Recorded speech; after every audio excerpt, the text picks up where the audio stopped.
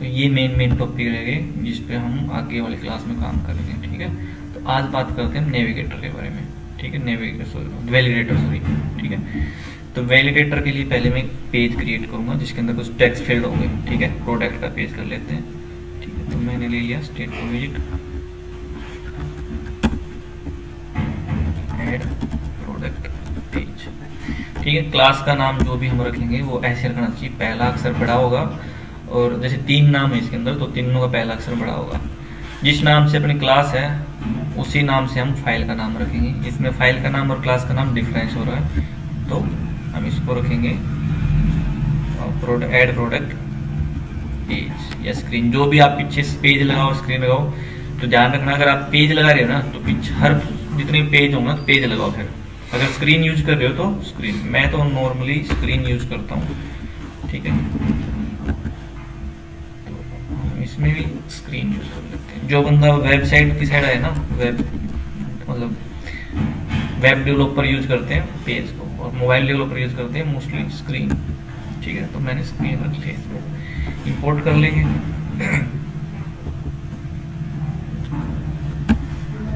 Material, देखो 3 option मिलेंगे import करने के लिए, क्यूपर्टिनो, मटेरियल और विजिट। जो iOS वगैरह की साइट की अगर यूआई बनानी है तो क्यूपर्टिनो यूज करेंगे, हम एंड्रॉइड की बनाएंगे तो मटेरियल यूज करेंगे। तो हमेशा मटेरियल को हम इंपोर्ट करेंगे, ठीक है। ओके, तो एक बेसिक सा पहले वो बना लेता हूँ मैं प्रोडक्ट का इन्फॉर्मेशन, ठीक है। तो पहले मैं लेता हूँ सेफ एरिया,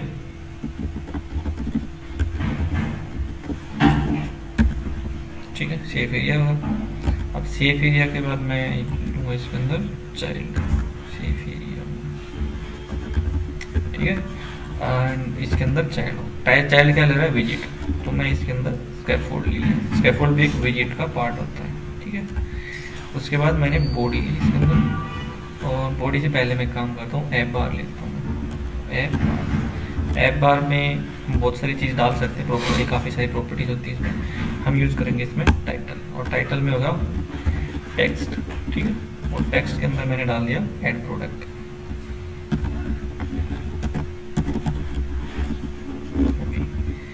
ये अपना ऐप बार कंप्लीट होगा। यहाँ से हम बॉडी डालेंगे इसकी, ठीक है। तो हम यूज़ कर रहे हैं कॉलम, ठीक है। कॉलम चिल्ड्रन, और यहाँ पे हम यूज करेंगे टेक्स्ट फील्ड की बजाय हम यूज करेंगे टेक्स्ट फॉर्म फील्ड, ठीक है। टेक्स्ट फॉर्म वैलिडेशन यूज करने के लिए कई बार तुमने देखा होगा कि टेक्स्ट फील्ड में कई बार ना कोई, अगर हम बटन क्लिक करते हैं तो टेक्स्ट फील्ड के नीचे रेड लाइन आते हैं, भाई आपने इसके अंदर वैल्यू नहीं डाल ली। जो रिक्वायर्ड होते हैं, जो कंपलसरी फील्ड होते हैं, देखो ना फॉर्म भरने के टाइम पे, तो हम उसी टाइप का कुछ टेक्स्ट फील्ड बनाएंगे। अगर कुछ एक को कंपलसरी करते हैं, ये कंपलसरी है। अगर आप इनमें आप अगर सबमिट कर रहे हो या क्लिक कर रहे हो बटन के ऊपर, तो इन फील्ड के अंदर वैल्यू होनी जरूरी है, ठीक है। ये वैलिडेशन होती है, मतलब वैलिडेशन लगा रहे हैं इसमें। जैसे आपने अगर ईमेल में गलती कर दी तो उसकी वैलिडेशन एरर आ जाएगी, ठीक है। तो चलो मैं सिंपल सा लेके चल रहा हूँ इसमें डेकोरेशन, ठीक है। इनपुट डेकोरेशन, इसमें मैंने यूज कर लिया हिंट टेक्स्ट, और हिंट टेक्स्ट में यूज कर लिया मैंने इनपुट प्रोडक्ट नेम, ठीक है। ओके, आई थिंक टेक्स्ट नहीं जाएगा इसमें, ओनली स्ट्रिंग जाएगी।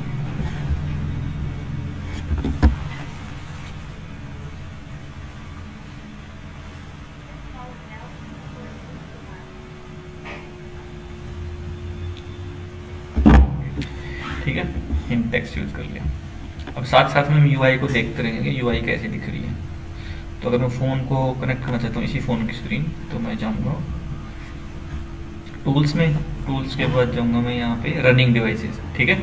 व्यू, टूल्स और रनिंग डिवाइसेस। कई बार यहाँ पे मिरर का ऑप्शन आएगा, वो मैं तुम्हें बताऊँगा कैसे। अगर इसमें किसी में आएगा तो मैं दिखाऊँगा, इसमें आ नहीं रहा, ठीक है। अपनी आ गई तो मैं कर देता हूँ स्टार्ट, रन करना। तो जब तक ये रन होगी तब तक हम अपना यूआई डिजाइन कर लेते हैं, ठीक है। तो ऐड प्रोडक्ट स्क्रीन हम यहाँ पे डाल देते हैं।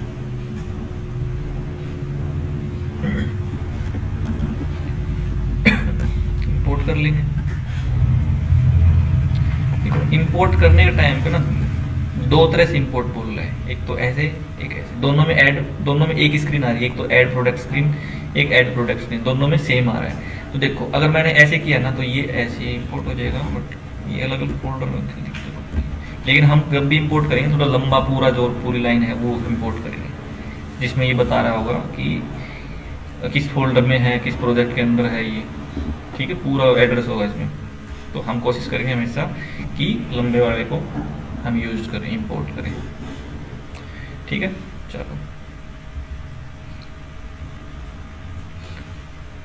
तो एक टेक्स्ट फील्ड हो गया मेरा, उसके बाद एक टेक्स्ट फील्ड हो लेगा टेक्स्ट फॉर्म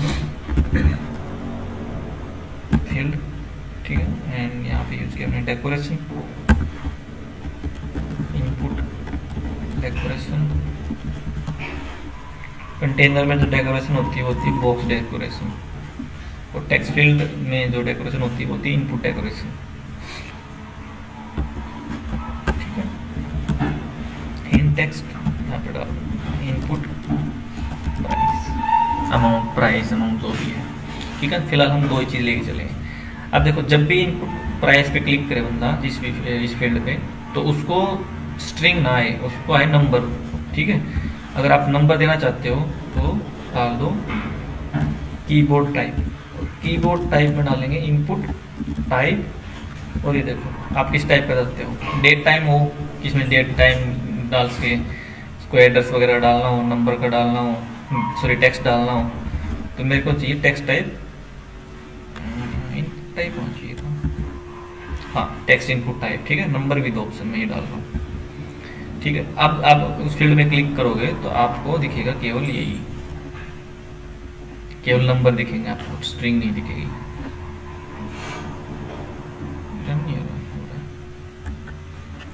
ठीक है, थोड़ा स्पेस डाल देते हैं इसके बीच में, साइज बॉक्स। अगर हमें वर्टिकल स्पेस चाहिए तो हम साइज बॉक्स में हाइट यूज करेंगे, अगर हमें हॉरिजॉन्टली स्पेस चाहिए तो हम साइज में यूज करेंगे विड्थ। स्पेस ले रहा हूँ मैं 16 का, ठीक है। ये टेक्स्ट फील्ड होगा बंद यहाँ पे, थोड़ा और स्पेस डाल दिया। अब ले रहा हूँ मैं एलिवेटेड बटन, एलिवेटेड बटन में पहला कॉल बैक मेथड जाएगा, तो मैंने पास करवा दिया, और ये होगा टेक्स्ट ऐड, ठीक है। ये होगा ऐड प्रोडक्ट,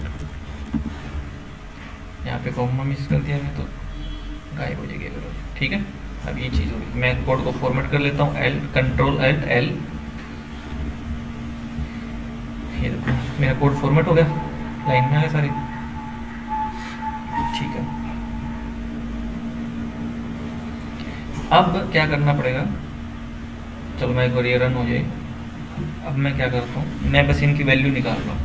अब वैल्यू निकालने के लिए मेरे को इस बटन पे क्लिक करूँ तो मेरे को इसकी वैल्यू चाहिए, जो भी प्रोडक्ट का नाम डाल रखा है, प्राइस का नाम डाल रखा है, तो उसके लिए मेरे को टेक्स्ट कंट्रोलर लेने पड़ेंगे, ठीक है। तो मैं टेक्स्ट कंट्रोलर पास कराऊंगा टेक्स्ट फील्ड के अंदर, टेक्स्ट एडिटिंग कंट्रोलर। तो पहला फील्ड है अपना नेम, तो नेम कंट्रोलर, ठीक है। टेक्स्ट इसी लाइन के पीछे या कहीं बीच में जाके सिलेक्ट करता हूँ, कंट्रोल डी कर दो, डुप्लीकेट हो जाएगा वो, ठीक है। तो मैं क्या कर देता हूँ, इसका नाम चेंज प्राइस कंट्रोलर, ठीक है।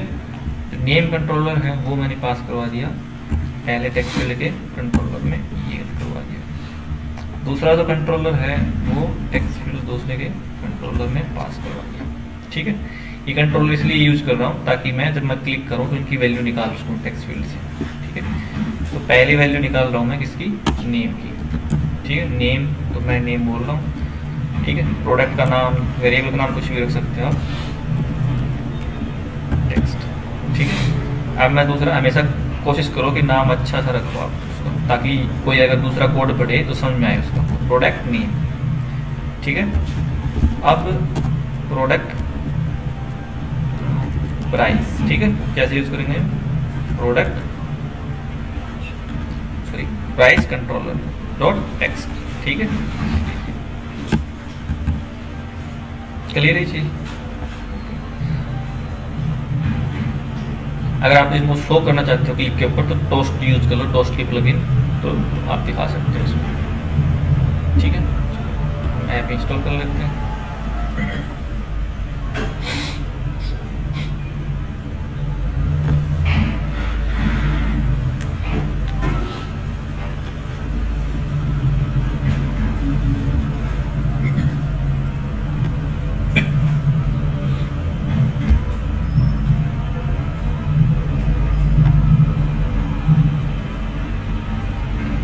ठीक है, देखो हमेशा जब भी आप करो ना इस टाइप की, तो देखो इस साइड से कभी भी ऐसा यूआई नहीं होगी, पीछे की जो अपना यूआई है वो स्क्रीन के बिल्कुल टच हो रखा हो।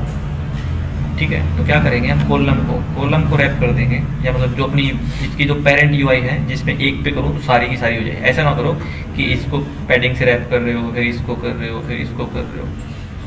ठीक, ऐसे कर सकते हो बट वो गलत अप्रोच है। तो इसलिए हम इसके पेरेंट को एक बार रैप कर देते हैं, इससे पैडिंग से, और पैडिंग में लेके चल रहा हूँ 16 की। ठीक है, कंट्रोलर से हॉट रिलोड किया। ठीक है, तो ये देखो ना हो गया, क्लियर है जी।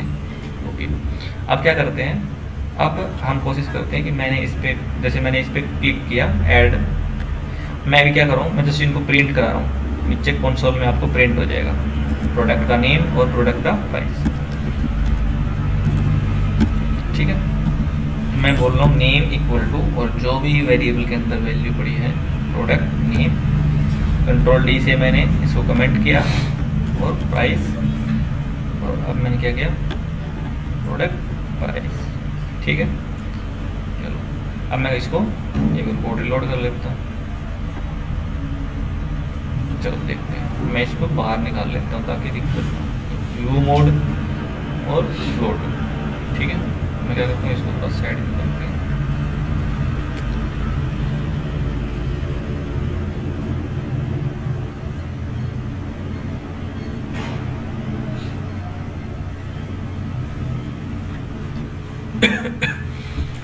ठीक है, तो ये अपना हो गया। अब मैं क्या करता हूँ, इसमें प्रोडक्ट का नाम डालता हूँ। जैसे प्रोडक्ट का नाम डाल दिया मैंने,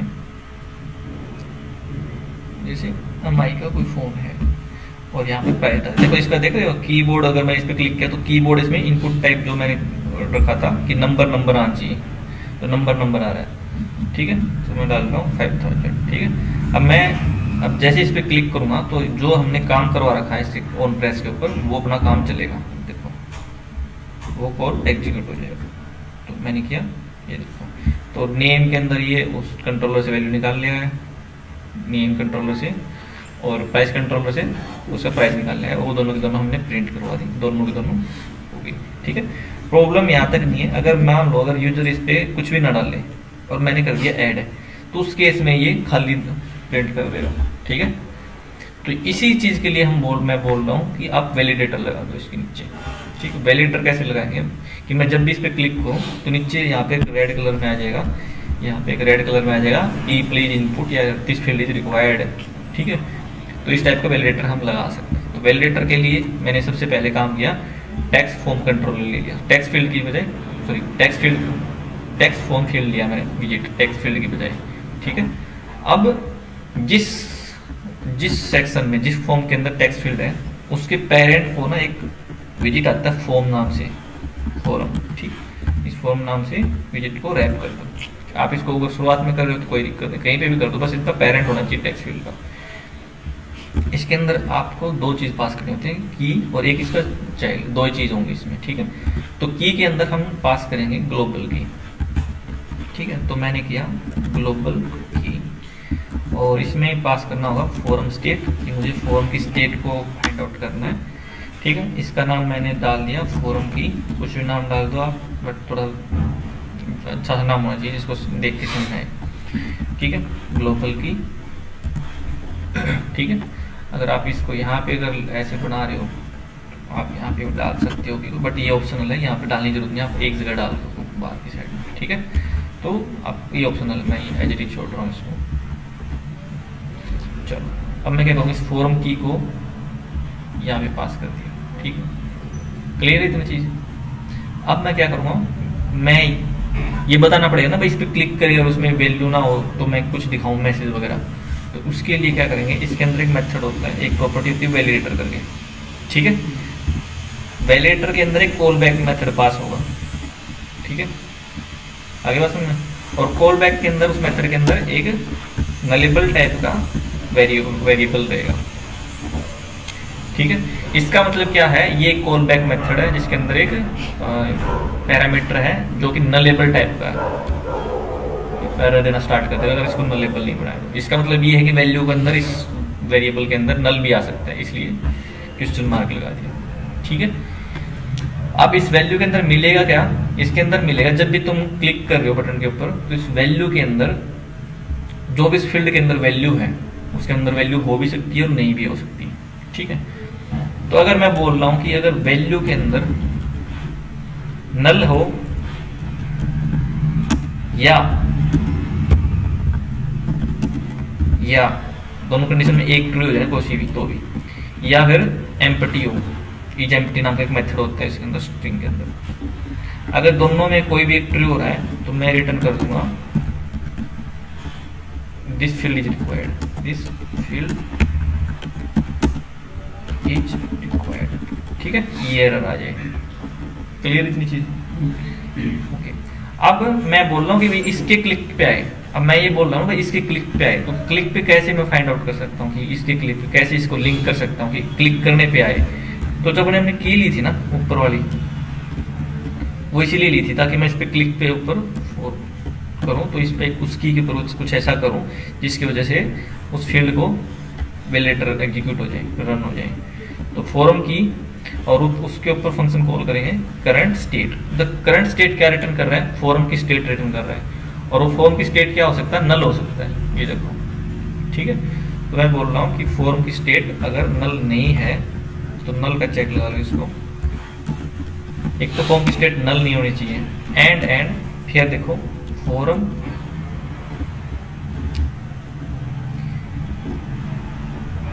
की स्टेट की करंट स्टेट के ऊपर ना एक मेथड है, वो कॉल करना चाह रहा था, इसलिए मैं नल का चेक लगाया। और जिसका मेथड का नाम है वैलिडेट, ठीक है। वैलिडेट मेथड रिटर्न करेगा बूलियन वैल्यू, ट्रू और फॉल्स, ठीक है। तो मैंने वैलिडेट कॉल करवा दिया यहाँ से। ये चीज में यहाँ पे नल का, क्योंकि इसके अंदर नल आ सकता है तो ये चेक लगा दिया मैंने। देखो मेरे को श्योर हो गया ना कि करंट के अंदर नल नहीं है, तो आप ये क्वेश्चन मार्क यूज कर सकते हो, ये वाला सिंबल यूज कर सकते हो। कोई ना, एक नया चैप्टर है नल सेफ्टी, तो अच्छे समझ में आएगा कि ये यूज कब करना चाहिए, ये वाला। और कई जगह तुमने देखा होगा कि कॉल करने टाइम पे ऐसे यूज कर रखा होगा, तो वो कब यूज करना चाहिए, ठीक है। तो दोनों हम उस चैप्टर में पढ़ेंगे, ठीक है। तो जब यूजर इन पे क्लिक करें तो ये मेथड कॉल होगा। जब ये वैलिडेट फंक्शन कॉल होगा ना, वैलिडेट, तो जितने भी टेक्स्ट फील्ड हैं और टेक्स्ट फील्ड के अंदर जितने भी वैलिडेटर मेथड हैं वो कॉल हो जाएंगे, ठीक है। इसका क्लियर है चीज। और अगर उस वैल्यू के अंदर, उस टेक्स्ट फील्ड के अंदर, वैल्यू के अंदर अगर आपका नल आ रहा है या वो वैल्यू नल आ रही है, एम्प्टी आ रही है, कुछ भी नहीं है उसके अंदर, तो उसके नीचे, उसी टेक्स्ट फील्ड के नीचे ये रेड कलर में आ जाएगा दिस फील्ड इज रिक्वायर्ड, ठीक है। सेम हम इसी टाइप का इसमें करेंगे। वैलिडेटर लिया, कॉल बैक मेथड है ये, ठीक है। और इसको एक पैरामीटर मिलेगा वैल्यू नाम का जो कि नल टाइप का हो सकता है, ठीक है। सेम चेक लगाऊंगा अगर वैल्यू के अंदर नल है या अगर वैल्यू के एम्प्टी है, अगर एम्प्टी है तो रिटर्न कर दे दिस फील्ड इज कंपल्सरी। जो भी मैसेज देना चाहते हो वही आपको नीचे उसमें यूआई में आ जाएगा, ठीक है। तो इसमें मैं मैसेज आएगा दिस फील्ड इज रिक्वायर्ड और दिस में आएगा दिस फील्ड इज कंपल्सरी, ठीक है। तो आप दोनों में सेम मैसेज दे सकते हो, अलग अलग। वैसे तो सेम मैसेज होना चाहिए सिमेट्री रखने के लिए, बट मैं आपको दिखाना चाहता हूँ कि इसमें अलग मैसेज और इसमें अलग मैसेज है, ठीक है। चलो अभी रन करते हैं इसको, ठीक है। मैंने इसके अंदर वैल्यू डाल दी बट इसके अंदर वैल्यू नहीं डाली। ऐड पे क्लिक करते हैं, आ गया message this field is compulsory, ठीक है। और अगर आपके सारे के सारे फील्ड के अंदर वैल्यू होगी, मतलब सारे के सारे फील्ड है ना, कोई भी, मतलब सब कुछ ठीक चलेंगे, ठीक है। मतलब अब देखो इसके अंदर अगर कंपल्सरी रिटर्न हो रही है तो इसके नीचे रिटर्न हो जाएगा नल, क्योंकि मेरा जो मेथड है ये कॉल बैक मेथड, ये कोई ना कोई वैल्यू लेगा, या तो आप इसके अंदर कोई रिटर्न कराओ स्ट्रिंग, या फिर आपका रिटर्न होगा नल। अगर आप इसके अंदर नल नल नहीं भी लिख रहे हो तो भी बाय डिफॉल्ट नल रिटर्न कर देगा। ठीक है, कोई एरर आई, अगर वैल्यू अगर नल हुई या एम्प्टी हुई इस फील्ड के अंदर, तो रिटर्न हो जाएगा ये स्ट्रिंग, नहीं तो क्या आ जाएगा नल। ठीक है, इसी तरह इसमें करेंगे वैलिडेटर के। ठीक है, बाय डिफॉल्ट अगर आप इसको रखना नहीं चाहते हो तो कोई दिक्कत नहीं है, चल जाएगा सब कुछ। अब देखो सारे के सारे फील्ड अगर नल रिटर्न करेंगे ना, इसके अंदर भी नल होगा या इसके अंदर भी नल, इसका मतलब ये है नल का मतलब उसके अंदर कोई भी एरर नहीं है, उसके अंदर वैल्यू है। ठीक है, उस अगर किसी कोई भी फील्ड है ना, कोई भी वैलिडेटर अगर कोई स्ट्रिंग रिटर्न नहीं कर रहा है, इसका मतलब वो जो फील्ड है वो बिल्कुल ठीक है, उसके अंदर अच्छे से वैल्यू है, कोई दिक्कत नहीं है उसके अंदर। ठीक है, अगर सारे फील्ड अगर ट्रू रिटर्न मतलब नल रिटर्न करेंगे यहाँ पे, मतलब ये वाला कोई दिक्कत नहीं है, तो ये जो वैलिडेट मेथड है वो क्या रिटर्न कर देगा, ट्रू रिटर्न कर देगा। और ट्रू रिटर्न करेगा तभी हम मतलब सारे फील्ड अगर वैलिडेट हो रहे हैं, ठीक चल रहे हैं, उसमें कोई दिक्कत नहीं है, तो ही हम आगे काम करवाएंगे। जैसे कि आपको अगला पेज ओपन करना है, या कोई एपीआई कॉल करवानी है, या प्रोडक्ट के लिए डेटाबेस में ऐड करना है, या शेयर प्रेफरेंस में ऐड करना है, तो वो वाला काम इसमें ऐड करेंगे। अदरवाइज इसके अंदर एल्स लगाने की जरूरत नहीं है टोस्ट दिखाने के लिए, टोस्ट की बजाय हम यहाँ पे इसका वैलिडेटर ये एरर दिखा रहे हैं, वैलिडेशन एरर। ठीक है, ये देखो, अब देखो मैंने इसके अंदर कुछ वैल्यू डाल दी, लेट्स सपोज। तो अब मैं ऐड प्रोडक्ट पे क्लिक करूंगा तो मेरा वैलिडेट फंक्शन कॉल हुआ। वैलिडेट फंक्शन कॉल होते ही ये सारे फील्ड जो भी फॉर्म के अंदर हैं, टेक्स्ट फॉर्म फील्ड, उनके वैलिडेटर कॉल कर देगा। इसमें कॉल किया, सॉरी पहले कॉल करेगा इसका, ठीक है, उसकी वैल्यू मिलेगी mi। अब चेक करेगा कि वैल्यू के अंदर नल तो नहीं है, नहीं है, mi है। फिर चेक करेगा कि वैल्यू के अंदर एम्प्टी तो नहीं, खाली तो नहीं है, नहीं है, उसके अंदर भी फॉल्स रिटर्न हो जाएगा। तो ये वाला कोड नहीं चलेगा और रिटर्न हो जाएगा नल। नल हो जाएगा तो कोई एरर मैसेज नहीं आएगा, अगर कोई पीछे होगा तो भी हट जाएगा वो। ठीक है, सेम काम इसी में होगा कि जो वैलिडेटर मेथड है, क्लियर ही चीज।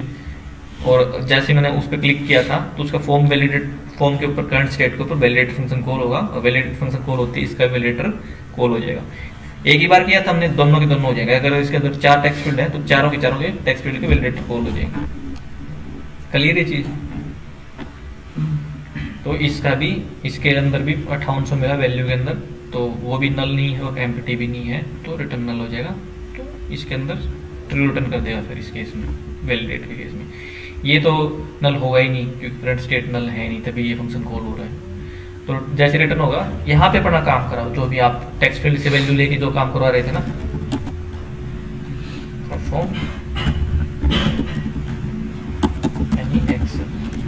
ठीक है, यहाँ पे वो काम करवाओ आप।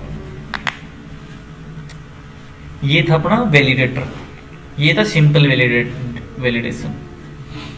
अब आप इस टाइप का वैल्यू लगा सकते हो, जैसे कि मेरा जो कई बार नहीं होता पासवर्ड का, जैसे पासवर्ड 8 कैरेक्टर का होना चाहिए, 8 कैरेक्टर से ऊपर छोटा ना हो, तो उस टाइप की भी लगा सकते हो। जैसे मैं इस प्रोडक्ट का नाम करती हूँ कि प्रोडक्ट का नाम ना एटलीस्ट 5 लेंथ का होना चाहिए, 5 की साइज का। तो ये वाला तो फील्ड रखो, एक तो ये जो वैलिडेशन है वो तो रखो इसकी। फिर उसके नीचे एल्स नहीं लगाएंगे क्योंकि दोनों की दोनों वैलिडेशन हो सकती है। तो मैंने लगाया, एल्स लगा सकते हो, मर्जी है, कोई दिक्कत नहीं। ठीक है, मैं बोल रहा हूं अगर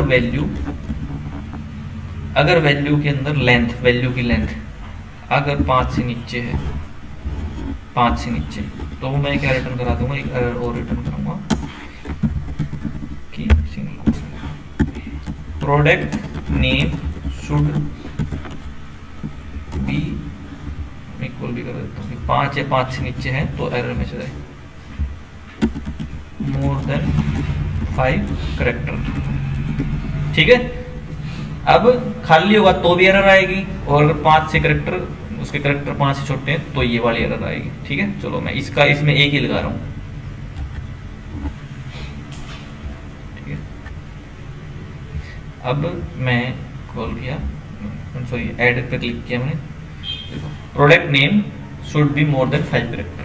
ठीक है, इस टाइप के आप वैलिडेशन लगा सकते हो। तो मेरे को 5 अक्षर से ज्यादा रखना पड़ेगा इसमें कोई।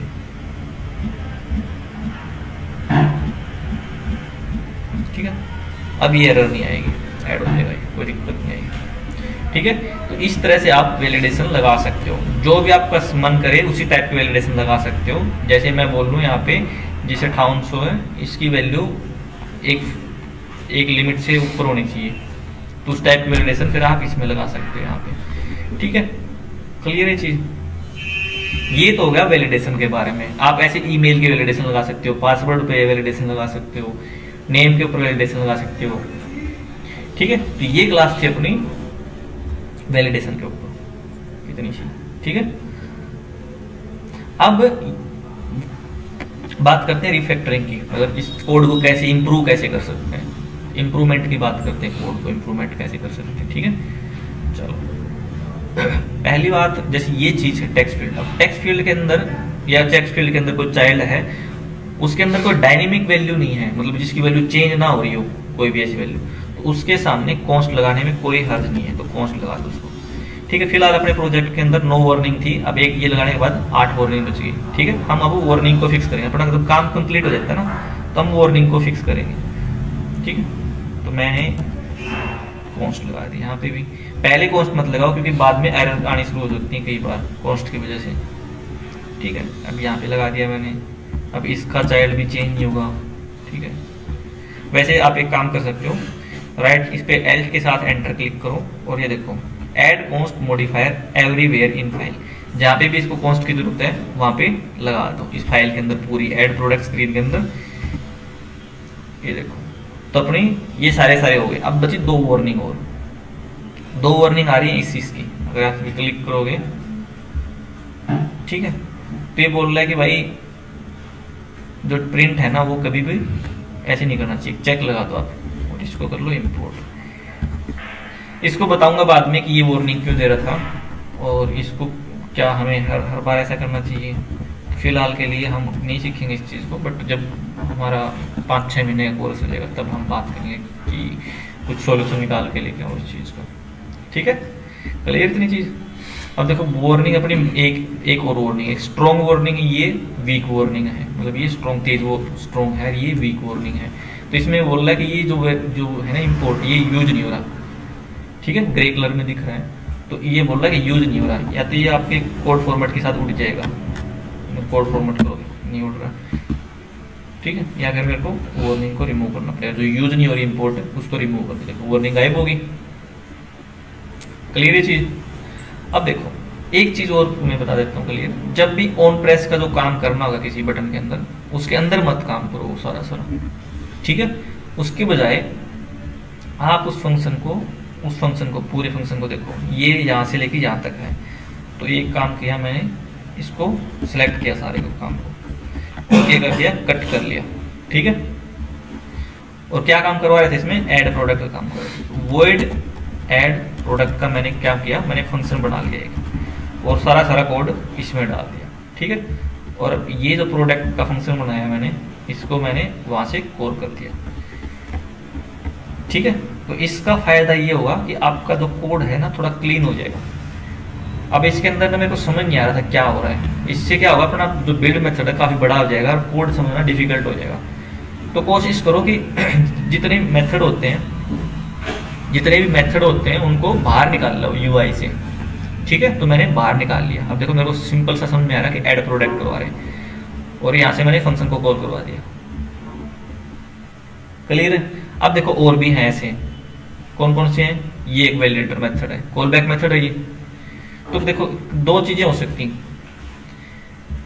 मैं इसको बैक कर रहा हूँ एक बार फिर से, वैसा कर रहा हूँ, कंट्रोल Z से मैं बैक कर देता हूँ और ऐसे कैसे रखूँ। कई बार है ना आप इसको पूरे को सिलेक्ट करो, देखो इसको पूरे को सिलेक्ट कर लो और कंट्रोल Alt M, ये एक शॉर्टकट है, कंट्रोल Alt M मेथड के लिए। ठीक है, आप इस मेथड का नाम दिया प्रोडक्ट ऐड प्रोडक्ट। ठीक है, और ये अपने आप प्रोडक्ट का निकाल दे, थोड़ा फॉर्मेट कर लो कोड को। ठीक है, अपने आप निकाल दिया। और अब इसमें देखो, इसमें प्रोडक्ट, इसने इस प्रोडक्ट का नाम डाल रखा है यहाँ पे, कहाँ गया वो, हाँ ये रहा। ठीक है, इसने ये भी नहीं लगाया, ये लगाने की जरूरत नहीं पड़ेगी फिर। ठीक है, अब देखो और भी क्लीन हो जाएगा कोड। अब ऐसे हम इसके वैलिडेटर मेथड निकाल के लेके आएंगे क्योंकि ये भी मेथड है और यूआई के अंदर घुसे हुए हैं ये। तो मैं पूरे को सिलेक्ट करता हूँ। ठीक है, और कंट्रोल Alt M। ठीक है, अगर कई बार ना कुछ गड़बड़ हो जाती है, जैसे मैंने कई बार ना स्टूडेंट कोमा को इंक्लूड कर लेता है इसको, उस केस में ये कंट्रोल एल्ट एम करेंगे तो ऐसे एरर आएगी। अगर कुछ इस टाइप की एरर आ रही है फिर भी समझ नहीं आ रहा तो आप इसको वैसे कॉपी कर लो। तो मैं क्या कर रहा हूँ, इसको कंट्रोल एल्ट एम करके निकाल रहा हूँ। और किसका वैलिडेटर है ये, नेम फील्ड वैलिडेटर। तो प्रॉपर नाम दो उस फंक्शन का कि क्या है, किसका वैलिडेटर है। तो प्रोडक्ट नेम वैलिडेटर या नेम वैलिडेटर यूज करो। ठीक है, ये देखो इसने बाहर फंक्शन निकाल दिया, इसमें थोड़ा फॉर्मेट कर दो इसको। अब ध्यान रखो ये फंक्शन ना रिटर्न कर रहा था, या तो नल रिटर्न करेगा या एक स्ट्रिंग वैल्यू रिटर्न करेगा, यही काम कर रहा था। तो देखो इसके अंदर इसने अपने आप कंपाइल, ये इसने टूल ने अपने आप लगा दिया पीछे, और ये कुछ भी रिटर्न नहीं कर रहा था। इसके अंदर एक तो स्ट्रिंग रिटर्न हो रही थी, एक नल रिटर्न हो रहा था। तो इसलिए मेरा सिंपल स्ट्रिंग नहीं रहेगी, मेरा नलेबल स्ट्रिंग रहेगी उस केस में। ठीक है, अब मैं क्या करूँगा, दूसरे वैलिडेटर को बाहर निकाल लूँगा। ठीक है, क्या करूँगा, इसको सिलेक्ट किया, कॉमा सिलेक्टेड ना होना चाहिए अंदर, कंट्रोल एल्ट एम। ठीक है, ये कौन सा वैलिडेटर है भाई, ये है अपना प्राइस फील्ड वैलिडेटर। ठीक है, ये देखो आप इस फंक्शन को दोबारा भी यूज कर सकते हो, मतलब अगर तुम्हें जरूरत पड़ रही है तो। और इसका मेन फायदा ये होगा कि ये फंक्शन अलग से आपका वो होगा, बाहर निकल आए यूआई से। आपका जो बिल्ड मेथड था वो काफी छोटा हो गया उस केस में, है ना, हो गया। आपका कोड बिल्कुल वैसा का वैसा है। तो आपका जो यूआई है, यूजर एक्सपीरियंस है, वो तो अच्छा होना चाहिए, लेकिन आपका कोड भी बहुत अच्छा होना चाहिए। कोड अच्छा लिखने का फायदा ये है, जब आपका प्रोडक्ट बड़ा होगा, मतलब आपकी ऐप बड़ी होगी जिसके अंदर 200-300 फाइल्स आएंगी, उस केस में दिक्कत आ जाएगी कि एक एक फाइल के अंदर 1000 लाइन कोड हो गया। उस केस में दिक्कत आ जाएगी उस कोड को रीड करना। ठीक है, मान लो अगर इसने काम किया और दूसरे डेवलपर ने उसको कोड को रीड करना समझना शुरू किया तो उसको समझ नहीं आएगा कोड।